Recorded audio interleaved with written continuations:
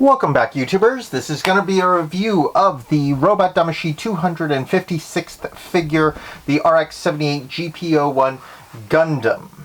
Now, this is the prototype Gundam from 0083, the Stardust Memories, or Memoirs, I forget which one. But either way, this Gundam was basically just an upgrade of the classic Gundam, with a lot of the newer tech that had been invented since then, etc.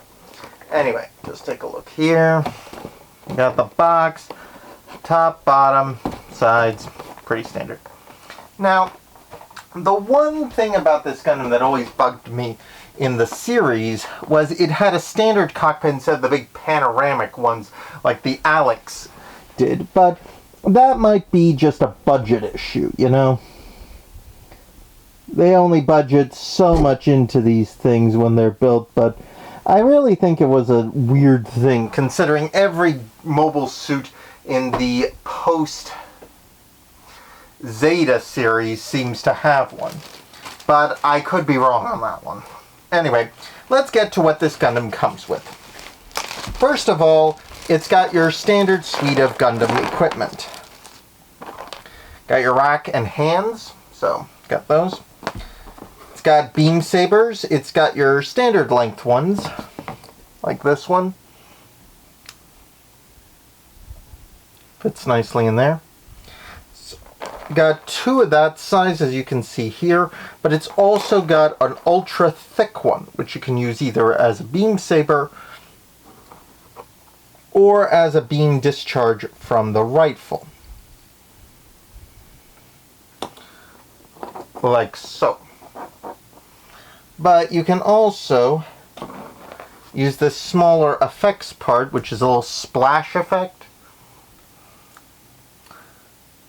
Slip it onto the beam saber like this, and then attach it to the beam saber or the beam rifle,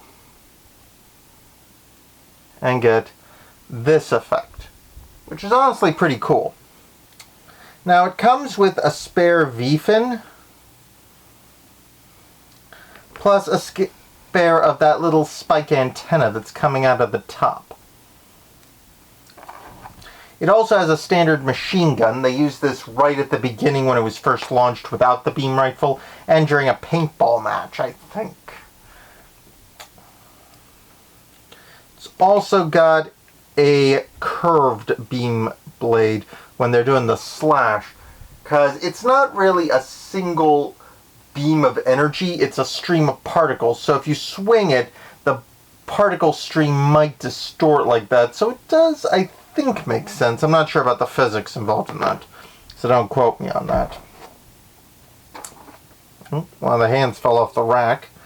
So yeah, so you've got a total of 8 extra hands on top of the 2 that it comes with, so 10 total. Now, the beam rifle, this was not in the show for this mobile suit, but it was for the upgrade of this one, so it does make sense, but there is a little beam bayonet, effectively.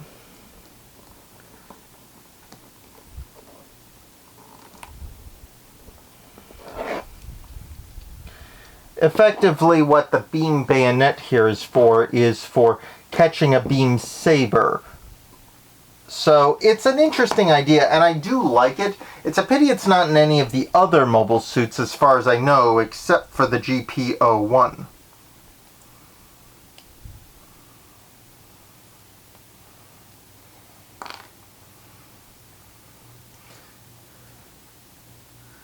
You gotta take this little piece off the front to put it on properly. It's a little nub that's underneath. It pops in and out.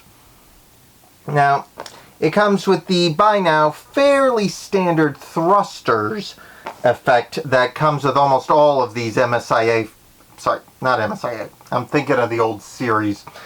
The reason for that will become clear in a minute. But these thrusters that come with all of the anime line of Robot Damashi figures, which are good, and they'll fit, you know, just as well into the foot plates. So you can get a flying effect if you've got a stand to put them in.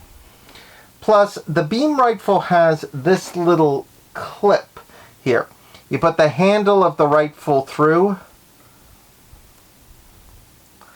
like this, and then it nicely clips onto the backpack. Just got to move the sight on the gun over a bit so it fits nicely, but you can hook it onto the back like this, which is a really nice addition. Now there's this little nub here you see on the backpack. That's for the shield to attach to.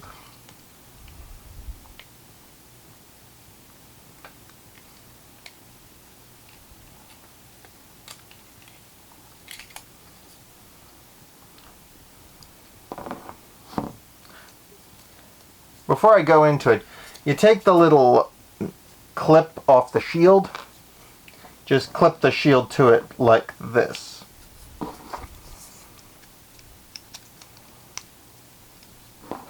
Very compact.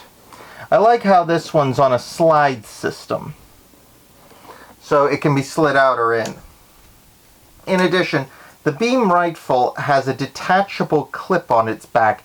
That was one of the things this mobile suit had that none of the other previous models had. Detachable E-clips for their guns, so they could be reloaded midfield instead of recharging at a battleship off its main energy. And the shield, similarly, has two small clips. As you can see here, they clip in right here underneath the grip of the shield. And one last part, which is really cool and I like a lot, is this. It's a clash effect for two beam sabers. You can split it apart right here, but I'm not going to do that because it's not necessary to show you what it looks like. And it's really meant for the GP-01 and the already released GP-02 to clash beam sabers. It's a pretty cool effect part. I'm waiting for the GP-02 still in the mail. It should be here pretty soon, I hope. But that's the basics of it. And as you can see, this mobile suit's got loads of articulation and parts. One thing I'm not absolutely happy is these parts here, the little anklet armor, but they're okay for what they are. I just don't like how they pop out so easily. But you can fold up the arms, the chest has inner motion here, the backpack folds up here, or you can fold it back this way, and the head can be fully inclined like many of the anime series of these. So all in all, this is a really good figure. I'd say it's up there with the Alex Gundam, another favorite from this series that I liked a lot. And overall, this mobile suit is probably one that is kind of unique. It's never seen really again outside of its series. Some of the other mobile suits are, but as for the GP-01, I really don't see it in other medias, like they don't reuse it in anything. And that's true of a lot of the main mobile suits in this series. I don't know why. Either way, it's a very cool suit and has a lot of little, like, streamlining to make it more, for lack of a better word, efficient. This mobile suit was really just taking the basic Gundam and upgrading it and making it better. It's got a core fighter block like the original. And you could switch in different core fighters for space combat, which is where the GP-01's full vernier comes in. Except, instead of just being this with a different backpack and two modular thrusters that could turn in different directions, they gave it new shoulder plates and new legs that have more of a coned rim with more thrusters in it. Basically, that's the only really big difference between this and whenever the full vernier version comes out. It'll just be this figure with modified shoulders and legs. Unless, of course, they give us a kit to just modify this one. If they do that, the backpack will have to be switched, because the backpack unit is actually part of the core fighter in this case.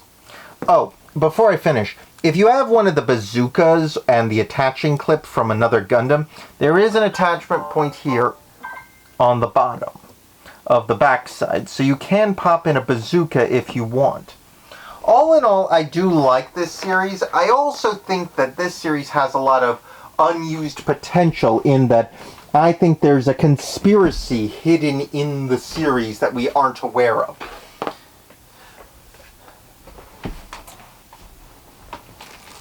So, there's that too. My personal theory is that the people who would become the Titans manipulated Delaz into performing that operation, not the way it appears in the series, that they found out about it and simply used it to their advantage. But that's just me. Now, I will show you one more thing with this one, and that's a comparison of this figure with the MSIA figure that was released in the US as part of the Gundam toy line. Now, this one is going to obviously be inferior because it was released long ago, and, well, it's a much smaller figure too. The biggest problem with this figure is its shield, to be quite honest. As you can see, it's significantly shorter. It obviously has less articulation than this one, because this thing's just nothing but articulation. The rifles are pretty much the same. They have detachable E-clips. This one has 2 clips that can also be removed, but the shield has a little knob there. It only fits on the back side of the arm here. So if you were trying to clip it on to it like this, you'd have to turn the shield around like this and clip it on. So it doesn't have the same range of motion and doesn't look quite as good as this one. Its beam sabers do come out, which was a plus because many of the toys of this series, the beam sabers, especially the early ones, were molded to the backpack units. It does have 2 additional beam sabers, but their beams are part of the grips, so yeah. And they're made of the thinner plastic, so they're very easy to bend and warp if you're not careful with them. Plus, the backpack unit is pretty much really just flat against the back. There's no extra room. You can take it off, of course, but that's about it. Nothing's really that interesting with it, I'm sorry to say. And the articulation, as I said, is just not as good. Overall, this was okay for the time, but with the improvements, this one is really a whole lot better. Overall, though, the GP-01 is a great mobile suit, and I'm really sad that they don't use it in any other fiction in the Gundam series that I'm aware of, at least. There could be something I haven't seen. Probably some hobby magazine stuff or such.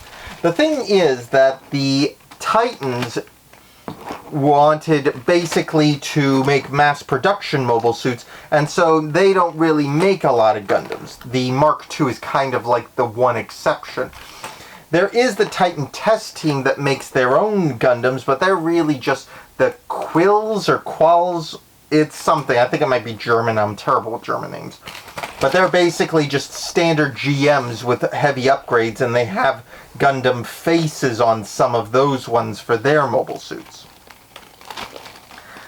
But, I mean, they also did at some point create a Titan dark blue version of the GP-02, which is the nuclear-armed one. So I'm kind of wondering if there is something for this one too, like a dark blue Titan version. That kind of would be cool. But anyway, if you have any questions, let me know. I'm always willing to help people with their figure issues. Please like, subscribe, comment below, share this video with your friends, and don't forget to ring the bell so you get my next video when it comes out.